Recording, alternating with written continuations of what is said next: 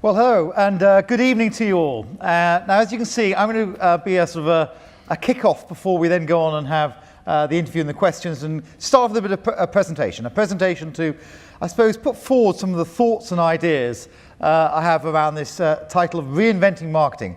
Now, I think it's a very brave man to stand up with such a big and grandiose title and talk to you. So don't for a second think that I'm going to answer everything we should do about reinventing marketing. What I hope I am going to do, though, is provoke you to think a little bit differently, maybe from your particular perspective, about some of the challenges we're all facing in this area, and then happy to develop that as we go forward after the talk. But before I do, like any good marketer, I just get an idea of who my target audience is. So in the room, who here is working in environmental and social sustainability? So who's sustainability? Oh, that's a good chunk. That's probably 2/3. Okay, and who's in marketing? That's probably a quarter. Okay, and who works in marketing and sustainability? Well, that's more than I normally get. Okay, I'll come back to that question later, because I think there is something going on that we all need to get our mind around about some of the challenges in the world. Before I do, just one sort of page of who Unilever is, in case you don't know. We do consumer goods around the world. Every day, 2 billion people use our products, so nearly a third of the planet. We sell in 190 countries, and we're the second largest advertiser in the world. So I'm a big and keen supporter of marketing generally. But if we're going to talk about reinventing marketing, I suppose one should first of all start thinking about what are the rules? Where did marketing start? They say Matisse had to learn how to paint properly before he could then go off and reinvent part of what he was doing. And I think it's the same true in marketing. And what's marketing at its purest form? I suppose marketing at its purest form is when it was at the very beginning, and it was businesses trying to work out how to serve potential customers better. What opportunities were out there that they could meet, and if they can meet them better than the alternative, their business grew and their share grew, and if they didn't, of course, they disappeared. But it's that sort of looking for opportunities and invention, I think, is such a great part of marketing. And of course, one of the most famous ones is Henry Ford and the Model T. And he famously said, I assume he did, he's often quoted this, that if I'd asked people what they wanted, they would have asked for a faster horse.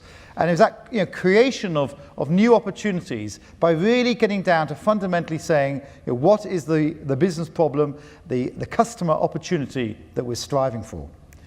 And it wasn't, of course, just Henry Ford. This is a picture of William Heathcliff Lever, one of the founders of Unilever.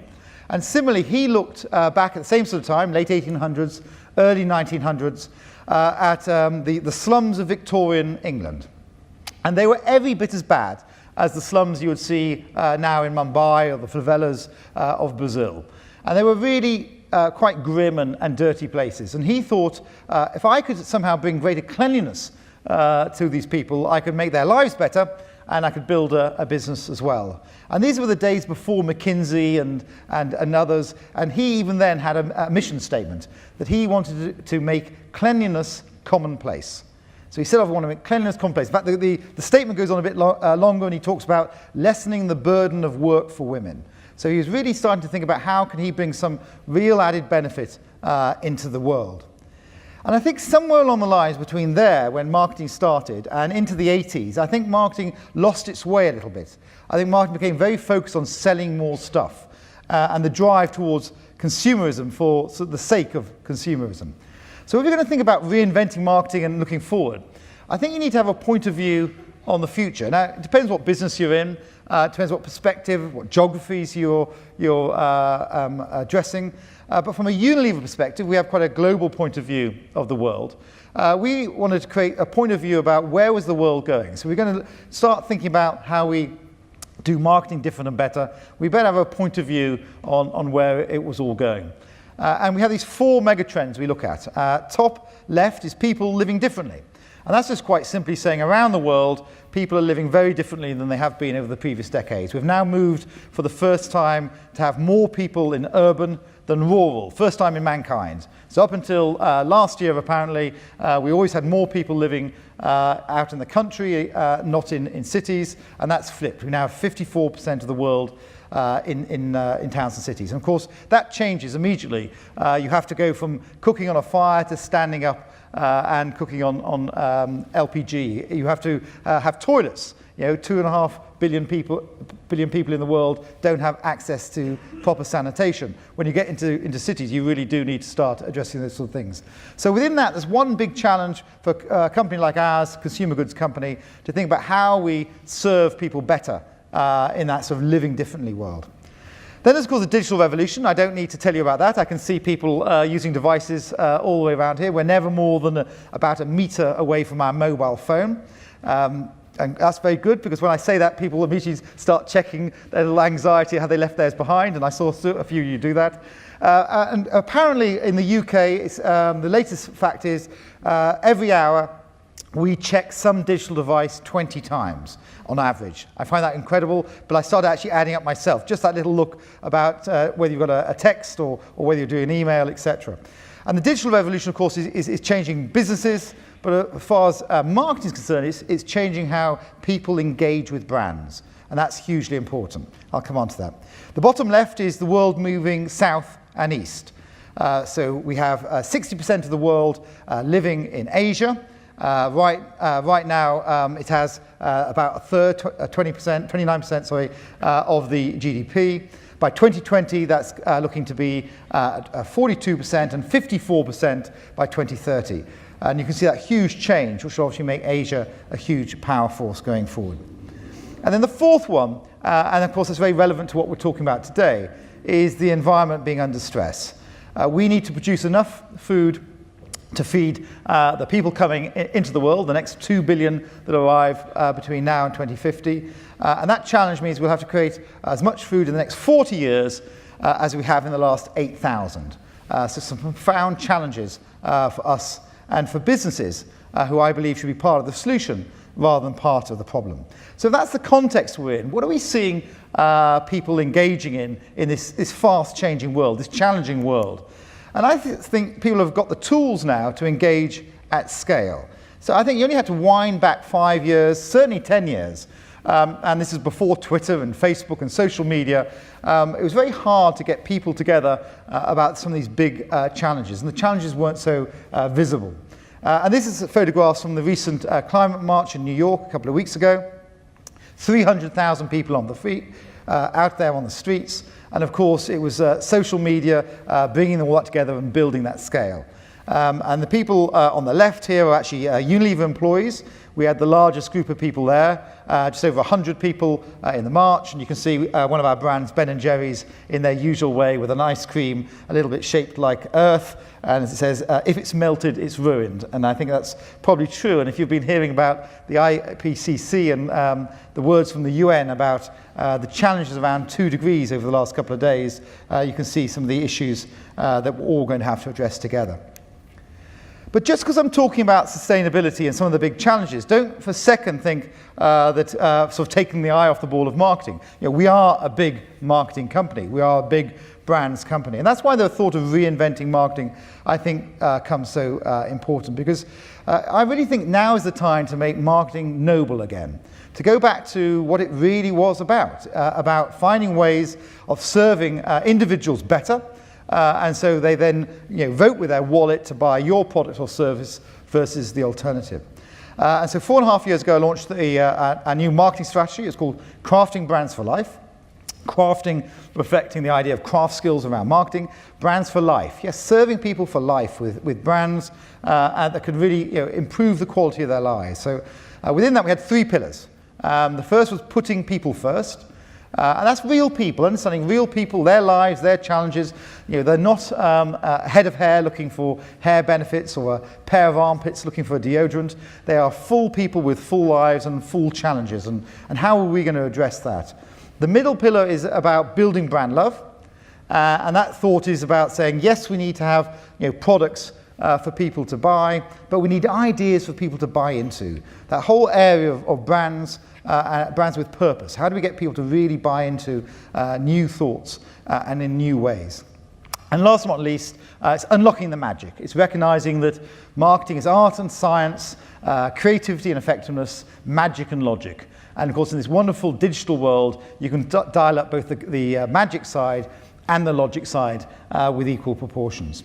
And it's against that sort of background we've come up with, I think, some of the marketing that potentially could show where we can go forward. So Dove is a brand we sell around the world. One of its sort of core thoughts is this whole area about real beauty, a different type of beauty, and building people's self-esteem. And if you haven't seen Dove Sketches, it's one of the most viewed branded films ever. Have a look on the internet later on. Now 190 million people have seen it, but it's a sort of example of what sort of marketing you can do if you start leveraging all the tools that marketers have in this world, but more importantly, get away from the idea that we are marketing to consumers and start thinking more about mattering to people. What do people really want out there? How do we unlock the opportunity to serve people better?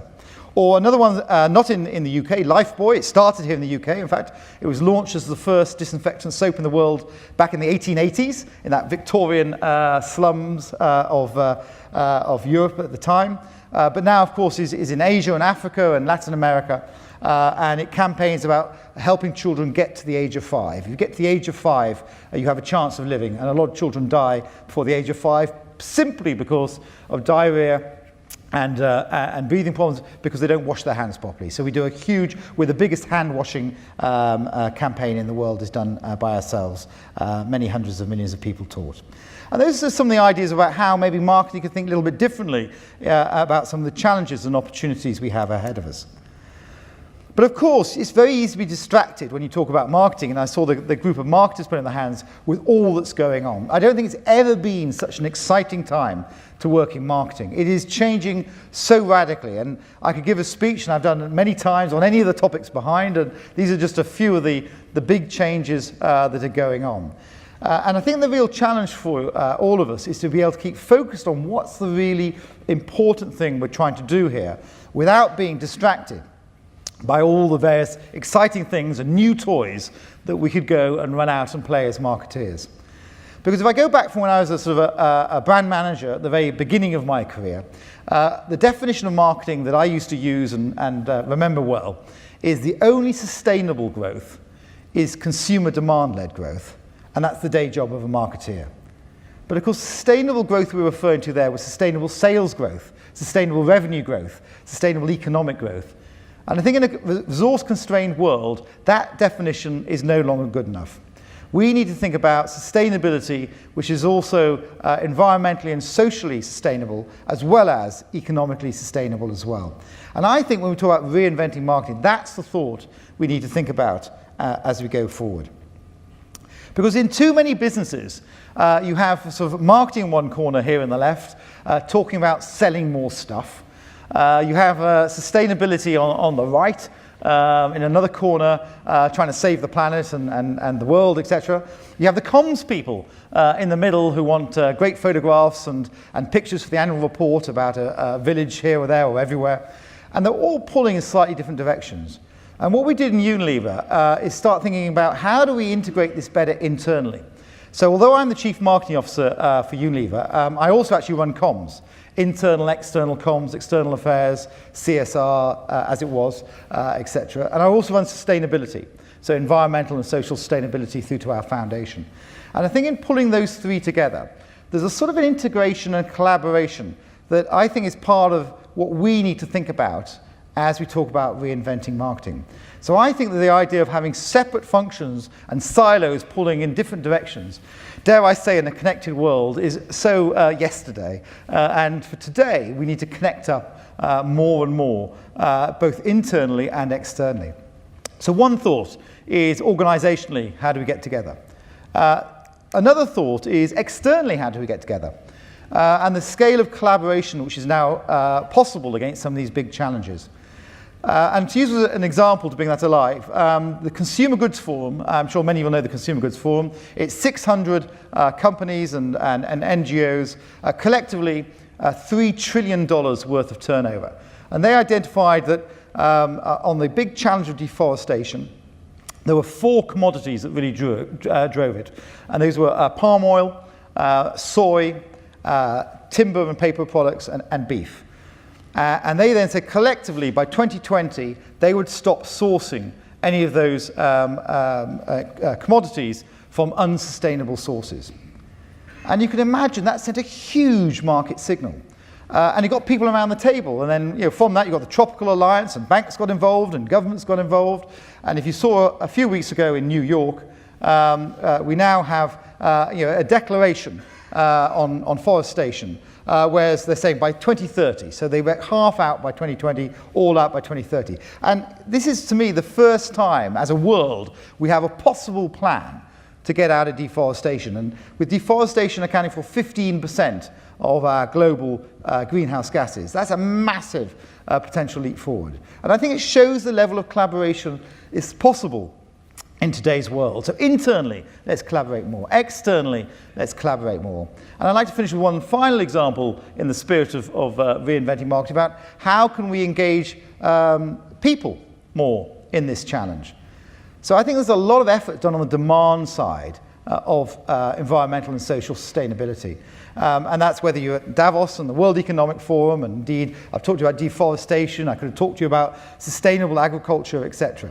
But if we had more demand, rather than the supply side, had more demand around this area, of course, all of us in business could do an awful lot more to satisfy that demand. And so I'd like to finish with an example of an initiative that's just been launched. In fact, the CEO is somewhere in the room, and I think he's heading up a table, Will Garner at the back there, called Collectively, collectively.org. And Collectively is quite a simple idea, but I think quite an ambitious idea. And the idea of Collectively is they want to motivate 18 to 30-year-olds to have a more positive view about the future, and particularly about environmental and social sustainability, and how they can get involved and make an impact. And it's not the doom and gloom, the world's going to end. It's much more about the opportunity that collectively we can get together and make a bigger difference on the world. And of course it uses social media and digital to try and enhance that. Now there have been other attempts of doing something similar. I think what's quite different about this is in the true sense of collectively, a lot of companies have got together to back this. And these are the companies so far. And there's a lot of big companies from around the world. There's some NGOs involved as well, and increasingly more NGOs getting on side. And I think what's quite exciting about this, and certainly the 18 to 30-year-olds we engage with, is they love the idea that there are companies on here that cannot agree about anything, but they can agree about this. Companies that are fierce competitors. Unilever there, Nestle's there. Google, Facebook, Microsoft, all these big companies, Twitter, who are normally fierce competitors, have come together to support this platform. And I think it's an exciting opportunity, because what it means is I think businesses and people are more willing to collaborate to try and create a better future for all of us. So I'd just like to end on a video which explains a little bit more about Collectively. Can I see the video?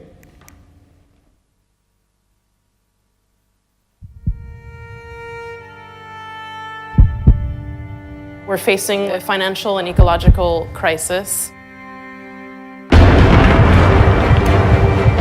We live in a world where it's very easy to not make a change. Some people do say, why should I care about this? People are unaware of what they can do to take action. Really what it's about is how do you make it easy to be able to change a simple piece of my daily routine to be able to have some sort of positive net impact.